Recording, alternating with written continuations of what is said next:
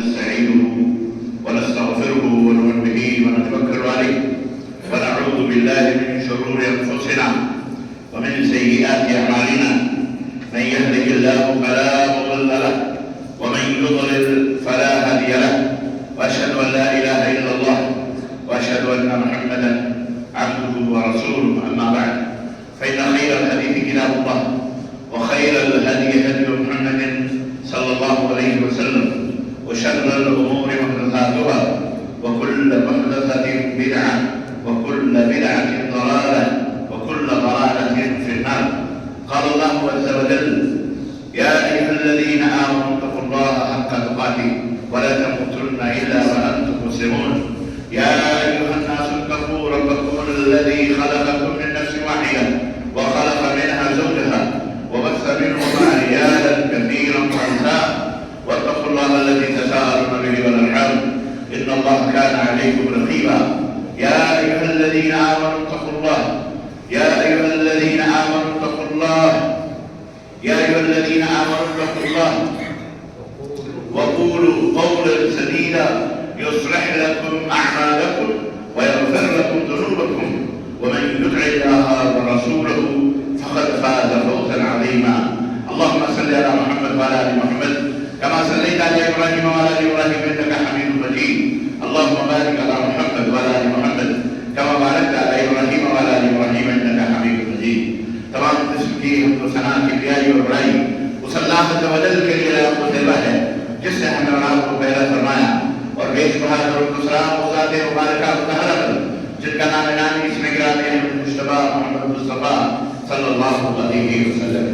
برادران اسلام، نوجوان دوستوں، بزرگوں اور بھائیوں، آج کا تاریخ 21 نومبر سن 2025 عیسوی و 30 جمادی الاول 1447 ہجری روز جمعہ شہر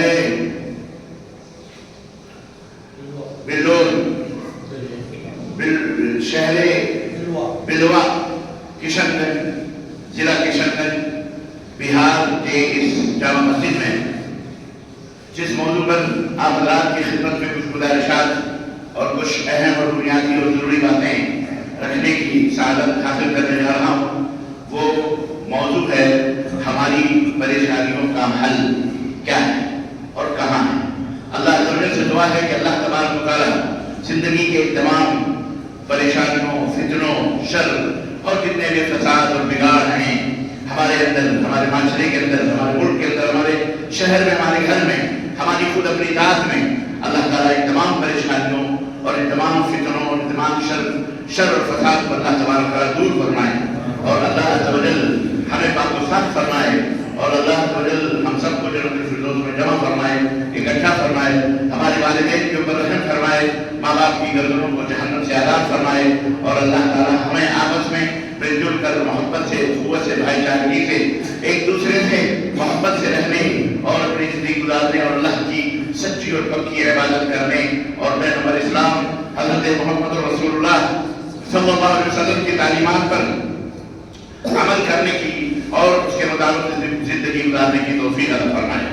آمین یا رب العالمین. عزیزان گرامی قدر، وقت بڑا مختصر سا ہے اور باتیں بڑی لمبی چوڑی ہیں، لیکن میں بالکل دریا کو کوزے میں جیسے کسی سمندر کو گلاس میں ایک کٹورے میں سمیٹ لیا جائے، میں آج کے صبح میں آپ کی خدمت میں چند بنیادی باتیں جن سے ہم اپنی پریشانیوں کو دور کر سکتے ہیں، حل کر سکتے ہیں، میں وہ رکھنے کی کوشش کروں گا.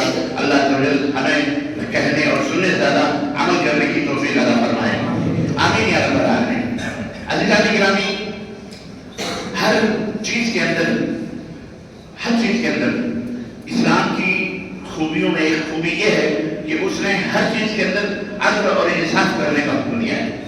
اگر کوئی انسان اپنی زندگی کا اصول بنا لے اور ضابطہ بنا لے کہ ہمیں عدل کرنا ہے، ہمیں انصاف کرنا ہے ہر ایک کے ساتھ، بھلے اپنی ذات کے خلاف ہی کیوں نہ ہمیں بولنا پڑے، بھلے ہمیں اپنی ذات میں عدل کرنا پڑے اور یہ بھی ضروری ہے انصاف کرنا پڑے، تو اس کے لیے خود کو تیار رکھیں کہ واقعی ہمیں تیار رہنا ہے، ہمیں عدل کرنا ہے. اور اس کا حکم اللہ تبارک و تعالیٰ نے ظاہر قرآن کریم کے اندر ارشاد فرمایا ہے، اللہ یامر بالعدل والاحسان. اللہ ہر خطبے میں آپ سنتے ہیں، اخیر میں امام کہتا ہے، جس کا معنی اور ترجمہ بہت کم لوگ جانتے اور سمجھتے اور بیان کیا جاتا ہے. ان اللہ یامر بالعدل والاحسان وایتاء ذی القربى وینہی عن الفحشاء والمنکر والبغی یعظکم لعلکم تذکرون.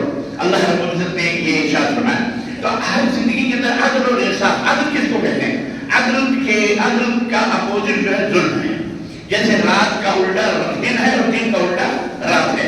اندھیرے کا الٹا اجالا ہے, اجالے کا الٹا کیا ہے؟ اندھیرا ہے. جہاں اندھیرا ہوگا وہاں اجالا نہیں ہوگا, جہاں اجالا ہوگا وہاں اندھیرا نہیں ہوگا. رات رہے گی تو دن نظر نہیں آئے گا, دن ہوگا تو رات کا وجود نہیں ہوگا, نظر نہیں آئے گا. بالکل اسی طرح سے جہاں عدل اور انصاف ہوگا وہاں ظلم نہیں ہوگا, اور جہاں ظلم ہوگا وہاں عدل نہیں ہوگا. تو اسلام کی خوبی یہ ہے کہ اپنے ماننے والوں کو اللہ نے بھی اور اس کے رسول حضرت محمد رسول اللہ صلی اللہ علیہ وسلم نے بھی عدل اور انصاف کرنے کا حکم دیا. اور انسان پریشانی میں, فتنے میں, شر میں, مصیبت میں اسی وقت آتا ہے جب وہ عدل سے ہٹ جاتا ہے. عدل کی سوئی دائیں بائیں ہوتی ہے وہاں پکڑا جاتی ہے, وہیں وہ پریشان ہو جاتا ہے. مثال کے طور پر اللہ نہ کرے آپ میں کوئی شوگر کا پیشنٹ ہو تو آپ دیکھیے کہ اس کے لیے باقاعدہ دوائی کا ایک کورس چلتا ہے. بھئی آپ آج دوا کھائیں گے تو آپ کا شوگر اتنا لیول میں رہے گا, اگر نہیں کھائیں گے تو ایسا نہیں ایسا ہو جائے گا. مثال میں تو ایک مثال میں دے رہا ہوں. بالکل اسی طرح زندگی ہے. زندگی کے اندر توازن ہونا چاہیے, عدل ہونا چاہیے. اللہ نے سب کے ساتھ عدل کرنے کا حکم دیا. ایون خود نہیں, اللہ بھی اس بات کا مطالبہ کرتا ہے کہ عدل ہو تو ہمارے ساتھ بھی میرے بندو میرے ساتھ بھی عدل کرو. اور اللہ نے سب کے ساتھ عدل کیا ہے, اللہ نے سب کے ساتھ انصاف کیا ہے, ہر ایک کے ساتھ. بلکہ ہر چیز توازن ہے. خلقنا کل شیء بقدر. اللہ نے فرمایا ہم نے ہر چیز کو ایک معینہ مستقل مقدار میں پیدا کیا ہے. ہر چیز توازن میں ہے, معتدل ہے. اور آج کی سائنس نے اس بات کو ثابت بھی کیا ہے کہ زمین اور آسمان کے جو آپس میں ایک دوسرے کا توازن ہے. زمین اپنے مدار پہ گھوم رہی ہے, آسمان اپنے مدار پہ موجود ہے, اور ان دونوں کے درمیان قوت کشش ہے. ایک قوت ہے, قوت جاذبیت جس کو عربی میں بولتے ہیں, اس کو اردو میں قوت کشش بولتے ہیں. یعنی زمین اپنی طرف سے ایک چیز کو کھینچتی ہے, آسمان اپنی طرف سے ایک چیز کو کھینچتا ہے. ہم نے سائنس میں اس کی مثال یوں پڑھی ہے, ہم کوئی بھی بال جب اوپر پھینکتے ہیں اوپر جو جاتی ہے ہمارے اپنے پاور سے, اپنے ہاتھ کی طاقت سے, جس کی جتنی طاقت ہوتی ہے, کسی کی 100 میٹر جاتی ہے اور کسی کی 50 میٹر, کسی کی 150 میٹر. غلط جتنی پاور نیچے آ کر کے ہاتھ میں ہوتا ہے اسی حساب سے بال اوپر جاتی ہے. لیکن وہ بال اوپر جا کر کے پھر نیچے کیوں آتی, اوپر کیوں نہیں چلی جاتی وہ بال؟ سوال ہے. کوئی بھی پھل جو پیڑ سے گرتا ہے وہ اوپر کیوں نہیں جاتا, نیچے کیوں گرتا ہے؟ اس سے سائنسدانوں نے یہ ایک قانون وضع کیا, بلکہ جانا اور پہچانا تحقیق سے کہ زمین کے اندر جاذبیت ہے, قوت کشش ہے. زمین اپنے طرف ہر چیز کو کھینچتی ہے. اسی طرح سے اسپیس کے اندر جب ہم راکٹ ڈالتے ہیں اور دیگر چیزیں نہیں ہیں, چنانچہ سائنس نے اسی بنیاد کے اوپر اوپر جا کر کے اپنے راکٹ بھی بھیجے, اپنے جہاز بھی بھیجے, اور وہاں باقاعدے سیٹلائٹس موجود ہیں جہاں وہ ٹھہرے ہوئے ہیں زمین اور آسمان کو. اسپیس کا پتہ لگایا گیا کہ وہ جگہ کون سی ہے جہاں بالکل بیلنس میں آسمان اپنی طرف کھینچے, زمین اپنی طرف کھینچے, اور کوئی چیز بیچ میں اٹکی رہے. اسی قانون کے مناسبت سے وہاں جا کے وہ چیز. تو اللہ تعالیٰ, میں مثال دے رہا ہوں کہ اللہ تعالیٰ نے ہر چیز کو اس کے بیلنس پہ رکھا ہوا ہے. اللہ نے انسان کو بنایا, انسان میں بابا آدم کو بنایا. بابا آدم کے اندر ایک چیز فضیلت تھی جس کو ہم سیکس کہتے ہیں, شہوت کہتے ہیں, خواہش کہتے ہیں, خواہش نفس.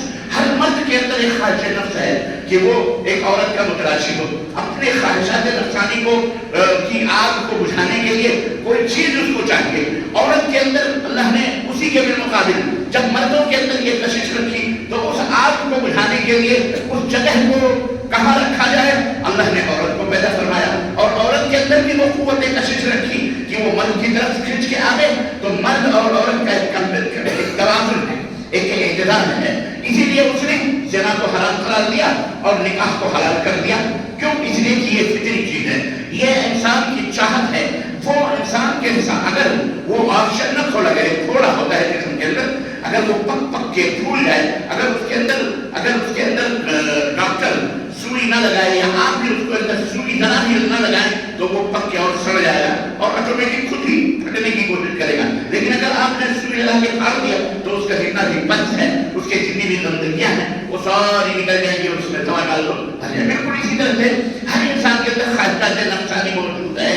ہر انسان اپنی خواہش کو بجھانا چاہتا ہے لیکن اس کے لیے کوئی جگہ معقول ہونی چاہیے. اللہ کو اس بات کا پتہ ہے معقول ہونی چاہیے, اس لیے اس نے توازن کے ساتھ عورت کو پیدا کیا اور شادی اور بیاہ کا ایک بندھن رکھا. اور اللہ کے نبی صلی اللہ علیہ وسلم نے فرمایا النکاح من سنتی, سنت میری نکاح میری سنت ہے.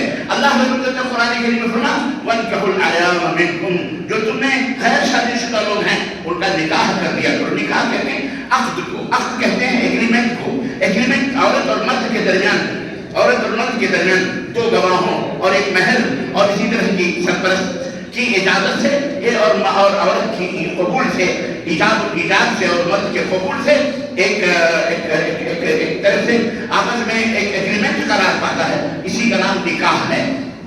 گواہ موجود ہو, سرپرست موجود ہو, مہر موجود ہو, لڑکی کی طرف سے جواب ہو کہ ہاں مجھے قبول ہے, لڑکے کی طرف سے قبولیت کا اقرار ہو. یہ چار چیزوں میں عقد ہو جاتا ہے, نکاح ہو جاتا ہے. تو یہ حلال طریقہ اسلام نے نکالا ہے اس پد کو نکالنے کے لیے, انسان کی شہوت کو بجھانے کے لیے, عورت کی اس شہوت کو ٹھنڈا کرنے کے لیے. ورنہ اگر یہ قاعدہ قانون نہ ہوتا تو حیوانوں جیسی زندگی ہماری ہوتی, کتے اور بلیوں جیسی, کہ نہ کوئی ماں ہے, نہ کوئی باپ ہے, نہ کوئی رشتہ ہے, نہ کوئی ناتا ہے. حیوان ہے, پیدا ہوا, بڑا ہوا, اپنی ماہی کے ساتھ لگا ہوا ہے. مت عورت ہے, گائے ہے یا بیل ہے یا کتیا ہے یا جو بھی جانور ہے, وہ ان کے ساتھ شوہر رشتہ کہیں کوئی تصور ہی نہیں, کوئی رشتہ اور کوئی ناتا ہی نہیں ہے. سب ایک دوسرے کو بالغ ہونے کے بعد ہر ایک اپنے اپنی خواہشات نفس کو اٹھا دے. عرض کرنے کا مطلب یہ ہے کہ ایک توازن اللہ تعالیٰ نے پیدا کیا. میرا خیال ہے یہ ساری مثالیں دینے کا مقصد میرا یہ ہے تاکہ میں آپ کے دماغوں میں, ذہنوں میں ایک بیس بنا سکوں عدل کا اور انصاف کا. عزیزان گرامی, جب انسان کے اندر عدل نہیں ہوتا تو پھر ظلم پیدا ہوتا ہے.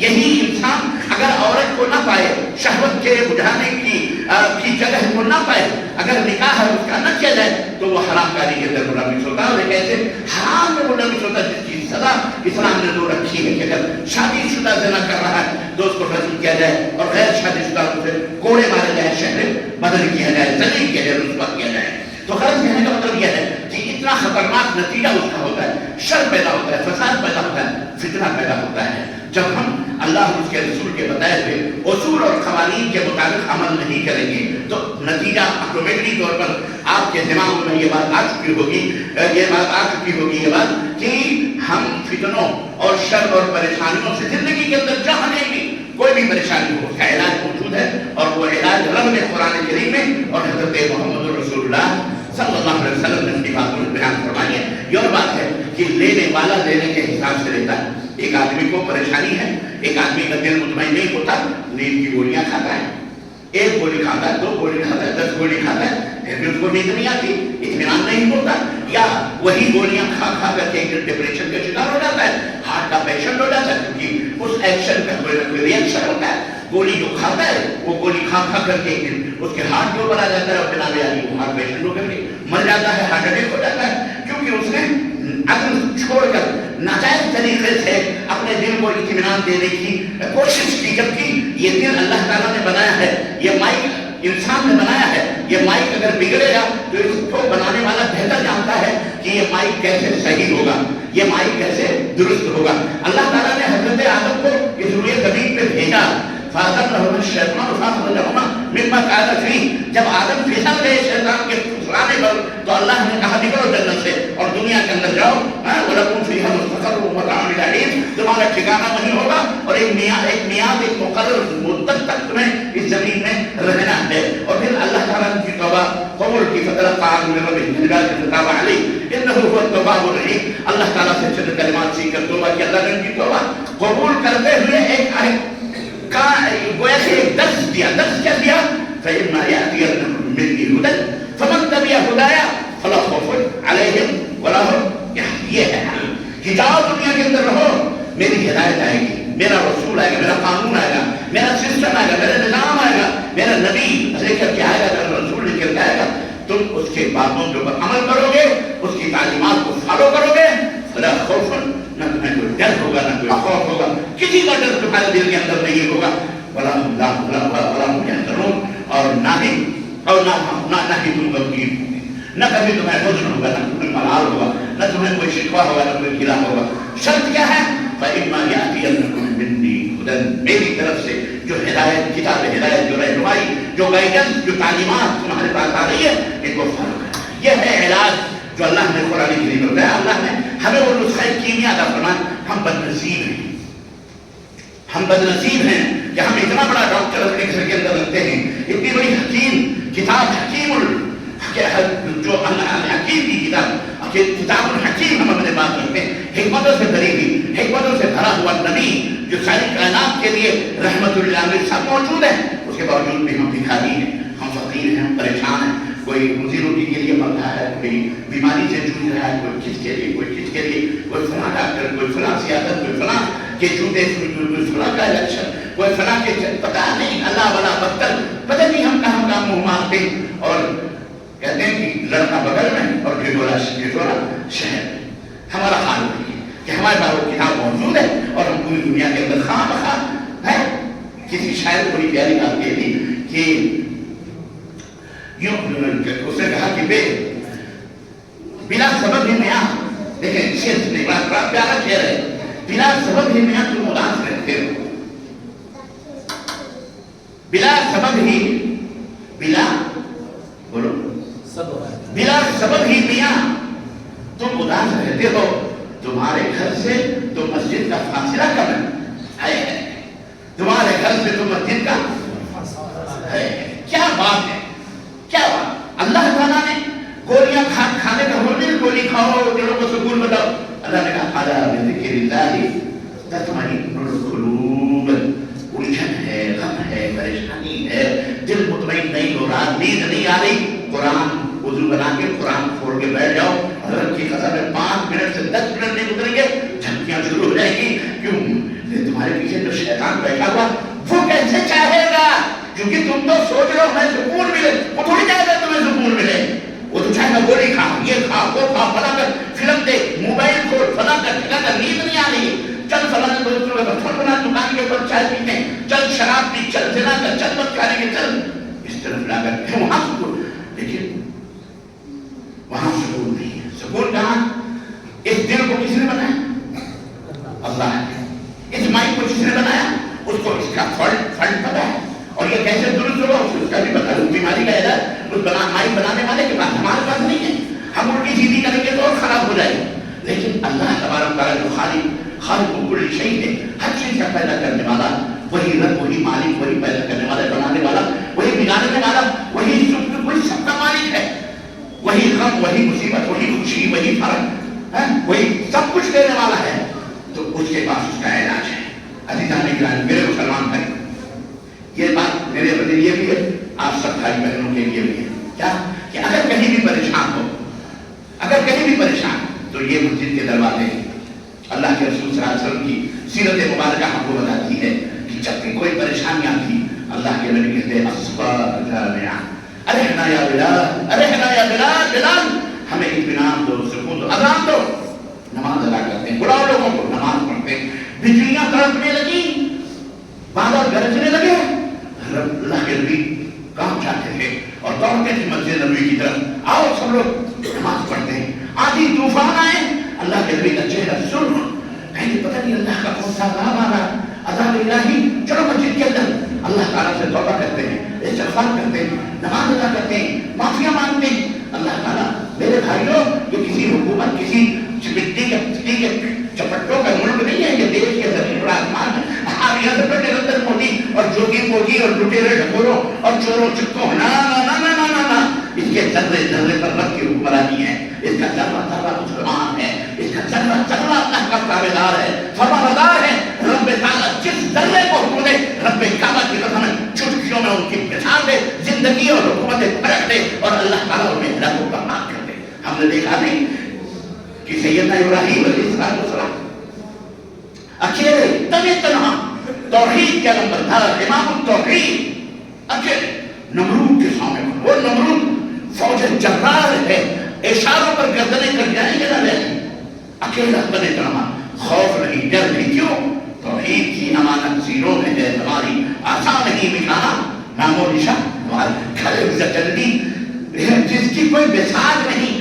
اگر وہ اپنی پیدائش کو سوچے، لیڈر ہے، اگر اپنی پیدائش کو سوچے تو اس کی پیدائش دو پیشاب کی نالیوں کے راستوں سے ہوئی ہے، پیدا ہوا ہے کہاں سے؟ اللہ نے یا ایھا الانسان ما غرک بربک الکریم، دھوکہ دے، دھوکے میں پڑے ہو حکومت کے کارندوں، اللہ تبارک و تعالیٰ کے دین کو مٹانے کی کوشش کرتے ہو، تمہیں پتہ نہیں ہے تم کس کی بات کر رہے ہو، تمہیں اس نے ایک انتہائی حقیر اور ذلیل قطرے سے پیدا کیا ہے، جو ناپاک جگہ سے نکلتا ہے، وہ قطرہ پیشاب کے راستے سے اور پیشاب کے راستے سے داخل ہوتا ہے، اور اسی پیشاب کے راستے سے تم کو نکالا ہے۔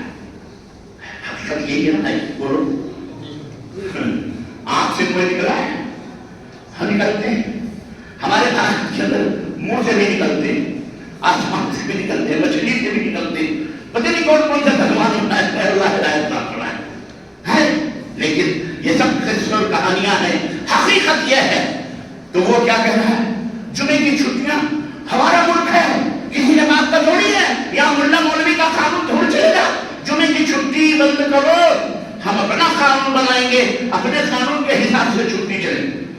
اس میں کون سی بڑی بات ہے؟ بے غیرت آدمی اس میں بھی چیخنے چلانے کی بات کر رہا ہے، ابے تجھے جمعے سے مصیبت ہے؟ کوئی بات نہیں بھائی، تو آج تیرے ہاتھ میں ڈنڈا ہے، جو بھی چاہے کر لے، لیکن کل ہمارا ڈنڈا جب جائے گا تب کہیں تجھے ٹھکانا نہیں ملے گا، کہیں اسلام کا اللہ کا ڈنڈا آئے گا تب ڈاکٹر بھی تجھے بچا سکتے، بولو کر لے، کوئی بات نہیں، چھٹی کی کیا بات ہے؟ میں جمعہ ہمیں پڑھنی ہے، کون سا ہم کو کبڈی کھیلنی ہے، کون سا ہم کو فٹ بال اور میچ کھیلنا ہے، جمعے کو ہم ڈیوٹی بھی کر لیں گے۔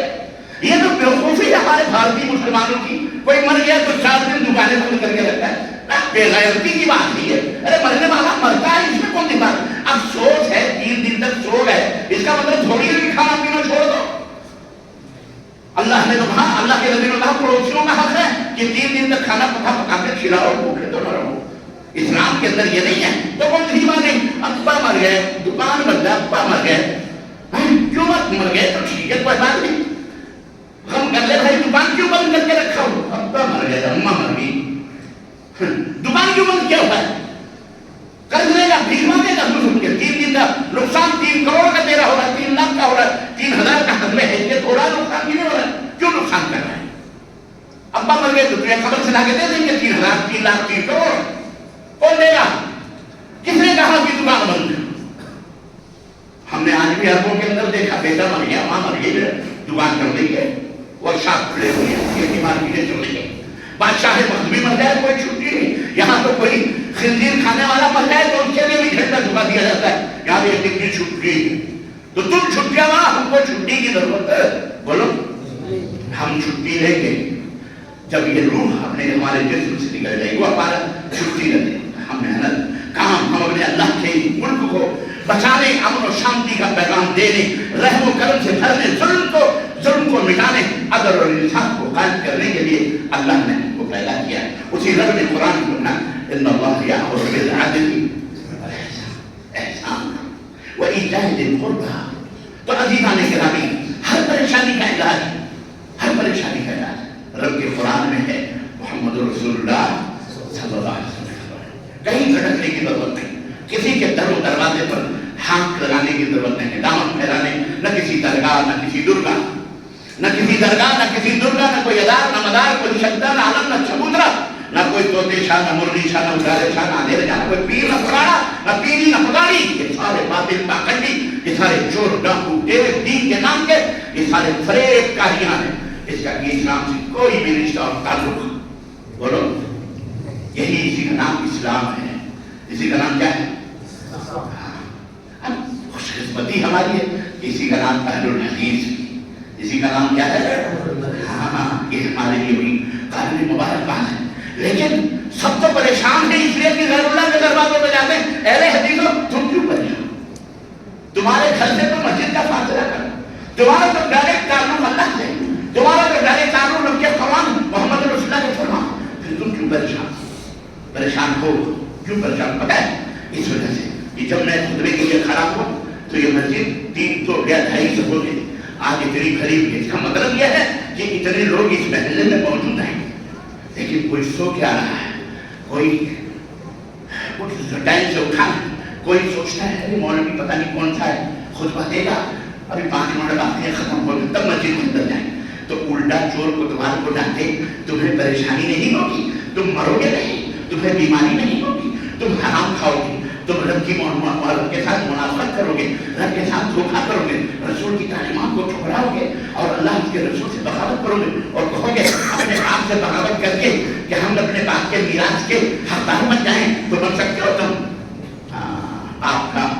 باپ کا درس نہ بیٹے کو اگر اکبر ہو, باپ کا درس نہ بیٹے کو اگر اکبر یعنی باپ کا سبق اگر بیٹے کو یاد نہ ہو تو پچھل وارث میراث پدر کیوں کر ہو, تو یہ بیٹا اپنے باپ کے میراث کا حقدار کیسے ہوگا. تو آپ حقدار بنو گے کب, جب آپ اپنے باپ کے فرمانبردار بنو گے. یا الذین آمنوا اتقوا اللہ, اے وہ لوگوں جو ایمان لائے ہو اتقوا اللہ, اللہ سے ڈرو. آخری بات میں کہوں گا اتقوا اللہ, اللہ سے ڈرو.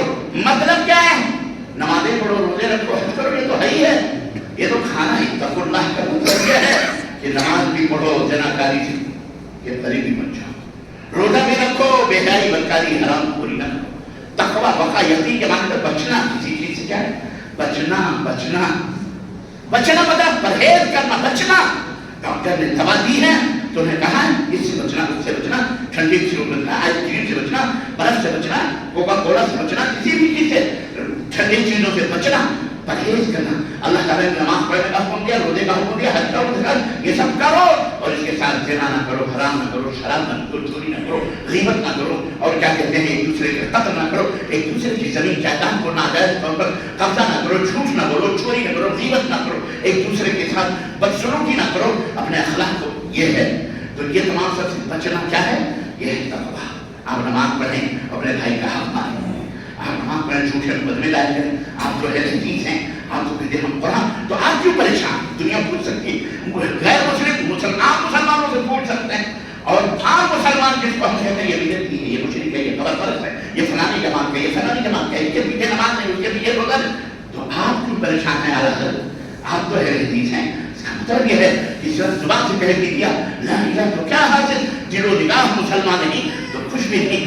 آپ کے پاس پریشانی, آپ کے پاس قول وقول یا ایھا الذین آمنوا اتقوا اللہ وقولوا قولا سدیدا, بھلی بات, جب بھی بات بولو زبان کھولو اچھی بات ہے. وقولوا قولا سدیدا یصلح لکم, جب تم اچھی بات بولو گے, اچھی بات کرو گے, اچھے سے عمل کرو گے. ابھی نماز کے اندر 5 منٹ باقی ہے, خطبہ جمعہ کے اندر یہ مسجد فل ہو جانی چاہیے, بھر جانی چاہیے. جیسے آپ خدیجہ اخیر میں آپ آئے ہو, اللہ کے آپ کو پتا ہے, اللہ آپ کہے ہمارا ایمان نہیں ہے, اصل میں ہم جھوٹ بولتے ہیں. يخادعون الله والذين آمنوا ما يخدعون إلا أنفسهم وهم لا يشعرون. ہم اللہ کے ساتھ دھوکہ دیتے ہیں, نبی کے ساتھ دھوکہ دیتے ہیں, مومنوں کو دھوکہ دیتے ہیں. اللہ فرماتا ہے کسی کو دھوکہ نہیں دے سکتے, یہ خود کو دھوکہ دے رہے ہیں. انہیں پتہ نہیں ہے کہ جہنم کی طرف جا رہے ہیں, آپ جہنم کی طرف جا رہے ہو, آپ کو پتہ نہیں ہے. یہ قرآن آپ کو بتلا رہا ہے, آپ دھوکہ نہیں دے سکتے. آپ کو بتایا گیا کہ اللہ کے رسول صلی اللہ علیہ وسلم فرمایا یہ جمعے کا ترتیب ہوتا ہے تو فرشتے آگے دروازے پہ بیٹھ جاتے ہیں اور ہر آنے والے کا نام لکھتے ہیں, ترغیب دی, رغبت دلائی. اور اتنا بڑا بمپر آخر اللہ کے نبی نے دیا کہ جو پہلا شخص مسجد کے اندر آتا ہے اسے ایک اونٹ کی قربانی کا ثواب ملتا ہے, دوسرا آتا ہے اسے ایک گائے کی قربانی کا ثواب ملتا ہے, تیسرا آتا ہے اسے ایک بکری یا کی قربانی کا ثواب ملتا ہے, چوتھا آتا ہے اسے ایک مرغ صدقہ کرنے کا ثواب ملتا ہے, پانچواں آتا ہے اسے ایک انڈا اللہ کی راہ میں صدقہ کرنے کا اجر و ثواب ملتا ہے. اور پھر جب امام مسجد کے اندر داخل ہوتا ہے, منبر پر بیٹھتا ہے, تو فرشتے جو دروازے میں جہاں نے انٹری لی ہے وہاں سے رجسٹر بند کر کے یہاں بیٹھے ہوئے, یہاں اگلی سفر بیٹھے ہوئے. ہمیں نظر نہیں آتا کہ ہمارا ایمان کتنا, ہمارے نبی کا فرمان ہمارے لیے بیٹھے ہوئے سن رہے ہیں. جو بعد میں آئے ہیں ہمارے بیٹھنے کے, ان کے نام رجسٹروں میں درج نہیں ہے. رو گریبانوں میں منہ ڈال کے اہل حدیثوں رو اپنے آپ کو اہل حدیث کہتے ہو, جھوٹ بولتے اہل حدیثوں. پہلے یہاں پوری مسجد امام کے آنے سے پہلے علاج چاہتے ہو دکھوں کا, پریشانیوں کا, مصیبتوں سے, ہر چیز کا علاج یہی ہے. وقولوا قولا سدیدا یصلح لکم اعمالکم, تمہارے اعمال درست ہو جائیں, ویغفر لکم ذنوبکم, ہمارے گناہ بھی مٹا دیں گے، دنیا بھی درست آخرت بھی درست، اور کیا وَأَطِيعُوا اللَّهَ وَيَغْفِرْ لَكُمْ ذُنُوبَكُمْ وَمَن يُطِعِ اللَّهَ وَرَسُولَهُ فَقَدْ فَازَ فَوْزًا عَظِيمًا۔ جو اللہ اور اس کے رسول کی اطاعت کر لیں وہ زبردست کامیاب ہو گئے، دنیا میں بھی کامیاب، آخرت میں بھی کامیاب، یہاں بھی سر پہ تاج رکھے گروہوں سیادت کا، قیادت کا، رہنمائی کا، اور جنت میں بھی اللہ تمہیں نورانی تاج عطا فرما کے اور اللہ جنت میں تمہیں داخل کرنا، یہ ہے علاج پریشانی۔ عمل کرو گے؟ بولو ہمیں بھی، اللہ ہمیں بھی، آپ ہم سب کو، یہ ممبر میں کھڑا ہوں، یہ نہیں بہت بڑا ولی اللہ آسمان سے کھڑا ہوا فرشتہ، ہماری راتیں ہم جانتے ہیں، آپ نہیں جانتے، اللہ جانتا ہے، پتہ نہیں کہاں گزرتی، لیکن کم از کم نصیحت اللہ ہمیں بھی عمل کی توفیق عطا فرمائے، اور آپ بھائی بہنوں کو بھی اللہ سے عمل کرنے کی توفیق عطا فرمائے۔ اللہ ہم سب کے خطاؤں کو، گناہوں کو معاف، اللہ ہم سب کو جنت میں جائے، اللہ ہمیں اللہ اور کے رسول کی باتوں پر ایمان کامل اور پختہ ایمان رکھنے کی اور اس پر استقامت پر ڈٹ جانے کی اللہ توفیق عطا فرمائے۔ اللہ ہم سب کی پریشانیوں کو، مصیبتوں کو دور فرمائے، اور ہمارے اوپر ایڑیاں کر کے دیکھنے والے ہمارے دین پر، ہمارے اسلام پر، ہمارے نبی پر، ہمارے اللہ پر، اللہ تعالیٰ ان کی آنکھوں کو برباد فرمائے، انہیں ہلاکوں کو برباد فرمائے، اور انہیں اپنا قہر ان کے اوپر مسلط فرمائے، اور انہیں اللہ دنیا سے نیست و نابود فرمائے، اور اس زمین کو صاف فرمائے، اور امن و سلامتی سے ہمیں رہنے اور سہنے، اور لوگوں کو امن و سلامتی کا پیغام دینے کے اللہ سب کو توفیق عطا فرمائے، آمین یا رب العالمین۔ بارک اللہ تعالیٰ ہمیں جو بیمار ہیں انہیں شفا عطا فرما، اور اللہ جو پریشان کو دور فرما، اللہ تعالیٰ ہمیں جو قرضدار ہیں اور جو قرضوں کو دور فرما دے، اپنے خزانے غیب سے مکمل فرما دے، اور ہمیں جو مالدار ہیں انہیں اللہ کے راہوں میں خرچ کرنے والا، اور اللہ تبارک و تعالیٰ جو مالدار نہیں ہے غریب، اللہ انہیں مالدار بنا دے، اور انہیں بھی اللہ کی راہوں میں خرچ کرنے والا بنا دے، ہم سب کو صدقہ اور خیرات ادا کرنے والا بنا دے مولا، اور اللہ تعالیٰ ہمارے بال بچے، ہمارے بیوی بچے، اللہ سب کی پریشانیوں کو دور فرمائے، اور کتاب و سنت پر عمل کرنے کی توفیق عطا فرمائے، آمین یا رب العالمین۔ بارک اللہ لنا ولکم ونفعني وإياكم بالآيات والذكر الحكيم إنه تعالى جواد كريم ملك رؤوف رحيم۔